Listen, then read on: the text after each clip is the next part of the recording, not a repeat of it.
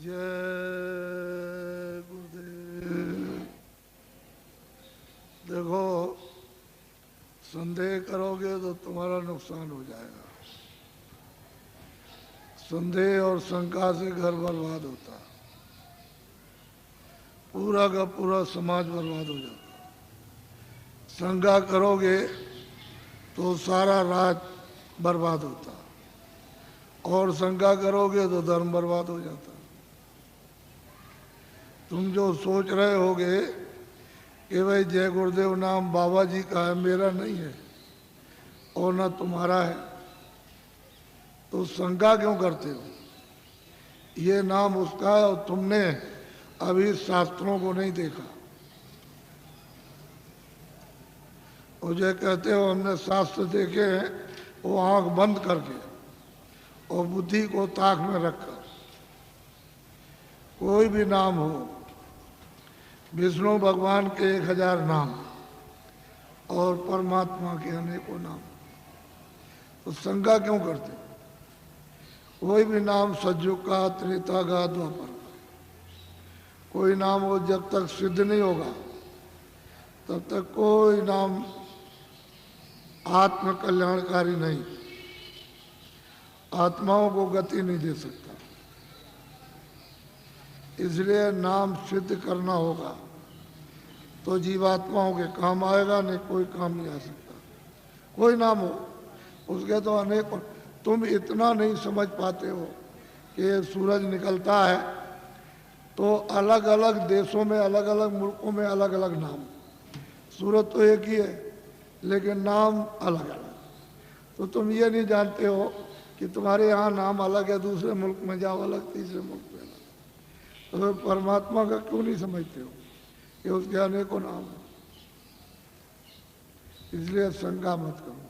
मेरा नाम नहीं है। आप सोचते होगे कि भाई बाबा जी आए तो इनका नाम, मेरा नाम तो तुलसीदास है और आपका भी नाम नहीं, तो जय गुरुदेव नाम उस प्रभु का है, फिर आपको किस बात की शंका? बोलो जय गुरुदेव। जय गुरुदेव नाम किसका? अब बड़े ध्यान से सुनो, खड़े खड़े। ये तुम जो यहाँ रह रहे हो इस मृतलोक में, तो ये तुम्हारा देश नहीं है। ना यहाँ तुम्हारा घर है, ना यहाँ कोई सामान तुम्हारा। यहाँ तुम सब लोग परदेसी हो। आपका देश, आपका घर नहीं है। यह है बच्चों मृतलोक। अच्छी तरह से थोड़ी सी बातों में मैं सब समझा दूंगा आपको। ये मृतलोक है, ये आपका घर नहीं है। मकान मालिक ने आपको ये जो मकान दिया है, अनमोल मनुष्य शरीर, ये आपको बार बार नहीं मिलेगा। उसने थोड़े दिन के लिए आपको दिया है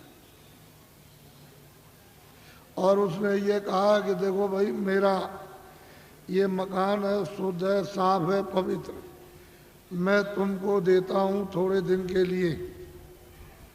और 2 अधिकार मैंने इस शरीर को दिए हैं कि एक अच्छा काम, एक बुरा काम। तो बुरा से बुरा काम करो, अच्छा से अच्छा करो। उसकी तरफ से कोई रोक टोक नहीं है।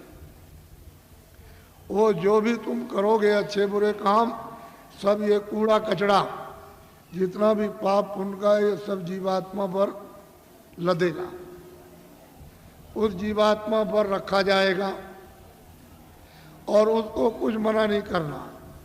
उसने तो ये कहा ये अमोलक मनुष्य शरीर है, ये मनुष्य मंदिर है, इसमें जीवात्मा को बैठा दिया। तो मेरे शरीर के द्वारा जो अमोलक है, क्या करना कि अपनी अपनी जीवात्मा को जगा लो और अपने घर में अपने प्रभु के पास पहुंचा दो। क्योंकि ये मनुष्य शरीर अमूलक है। सारे संसार का धन, सोना चांदी हीरे जवाहरात, इसकी कीमत नहीं दे सकते हैं। ये ऐसा अनमोल मनुष्य शरीर थोड़े दिन के लिए आपको दिया गया तो आप इसमें लग गए, ये मेरा मकान है, ये मेरी दुकान है, ये मेरा राज है, ये मेरी खेती है, ये मेरा सोना, ये मेरा चांदी, ये मेरे बच्चे, ये मेरी जात है, और ये मेरा ये और मेरा ये, इसमें लग गए तो क्या हो गया? काम है, क्रोध है, लोभ है, मोह है, आशा है, तृष्णा है, झूठ है, छल है, कपट है, फरेब है, धोखेबाजी, दगेबाजी और चोरी और डकैती और हिंसा, इसमें आप लग गए। तो महात्माओं ने क्या कहा था कि देखो ये बुरा काम है और ये अच्छा है।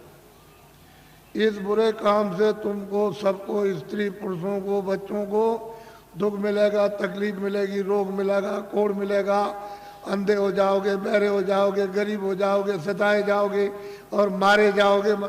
ये सब ये है अच्छा काम, इससे सुख मिलेगा। यही दो बातें महात्मा गांव-गांव में घूम करके आपको समझाते थे और आप लोग उस बात का ध्यान रखते थे कि भाई बुरे काम से तकलीफ होगी, अच्छा काम करेंगे तो सुख मिलेगा। तो महात्माओं के उपदेश को सब लोगों ने छोड़ दिया और सब के सब अच्छे काम को छोड़ चुके, बुरे काम में लग गए। जब बुरे काम में लग गए तो आपको तो मालूम नहीं है कि उसने ये अमोलक मनुष्य शरीर थोड़े दिन के लिए दिया है। तो आप जब नहीं मालूम है तो जीवात्मा पर आप कूड़ा कचरा लाद रहे हो। इस पर तो जब घड़ा भर जाएगा तो ये तो बाहर से बहेगा, फूटेगा और टूटेगा और आग निकलेगी, जहर निकलेगा, तो तुमको तो कुछ मालूम नहीं। जब उसका तुम तो समझते हो कि ये मेरा है, तब तक समय इसका पूरा हो गया। अनमोल मनुष्य मंदिर का इसका समय पूरा हो गया। उसने अपने सिपाही बुलाए, किसने? मकान मालिक। ये देखो ये है, ये लल्लू सिंह है, ये रामनाथ है, ये श्यामवती है और ये लीलावती, और ये मतलब जहांगीर है। इनका वक्त और समय हो गया, जाओ फौरन मकान खाली करा लो। तो कागज कहते हैं वारंट, वो फौरन लेकर के दौड़ पड़ेंगे और वहीं से आवाज देंगे, तुम इस वक्त में वहाँ हो अमेरिका में, तो जोर से यहीं से देंगे कि लल्लू सिंह तुम्हारा वक्त पूरा हो गया और आप तैयार हो जाओ मकान का।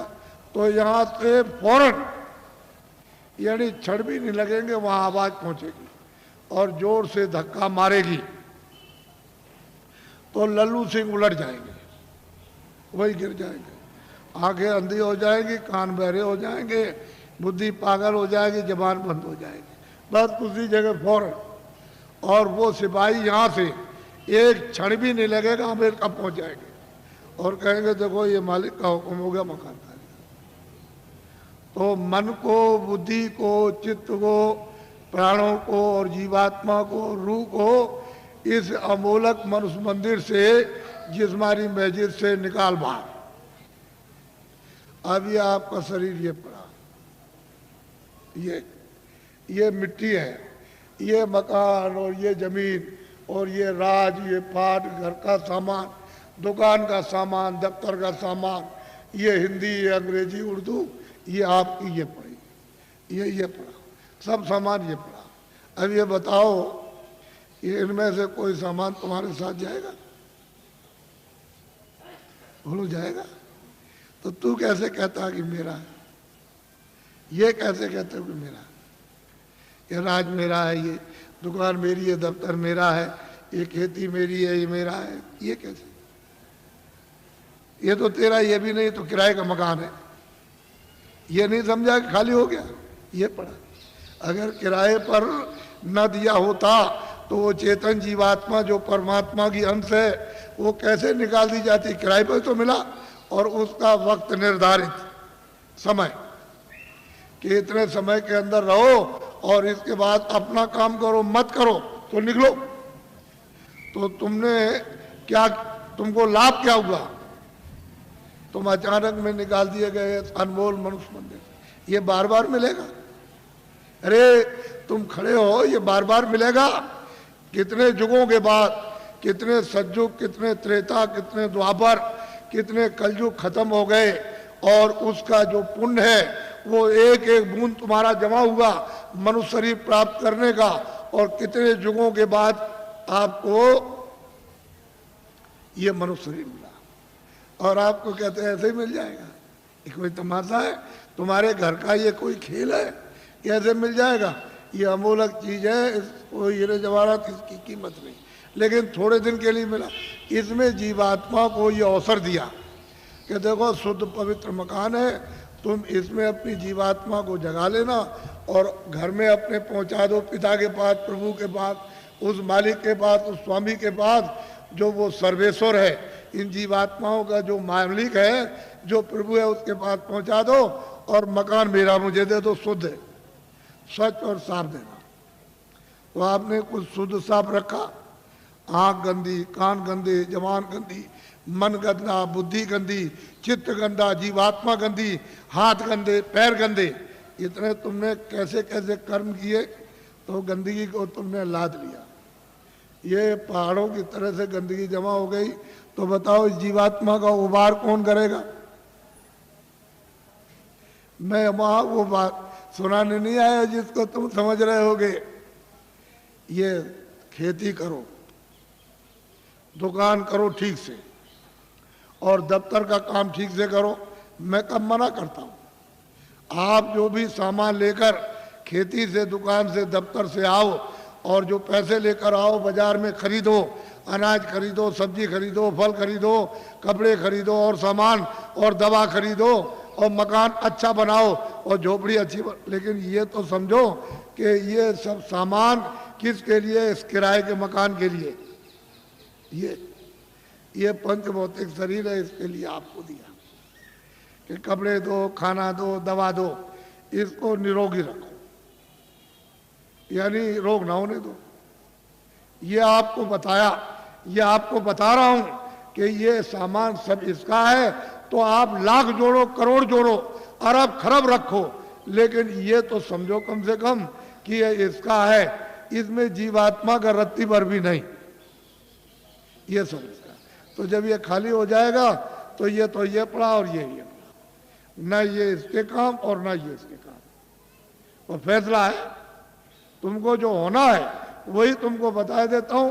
तुमने घर में जरा भी ध्यान नहीं दिया। तुम हिंदू हो, मुसलमान हो, सिख, ईसाई हो, कि तुम्हारे घर में बच्चा बच्ची पैदा होता मखमल पहन के आता, रेशम पहन के आता? क्या कोई सोना चांदी लेकर आता है?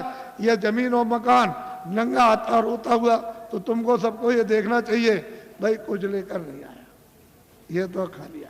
रो रहा है तो अपनी पीड़ा में, अपने दर्द में रो रहा।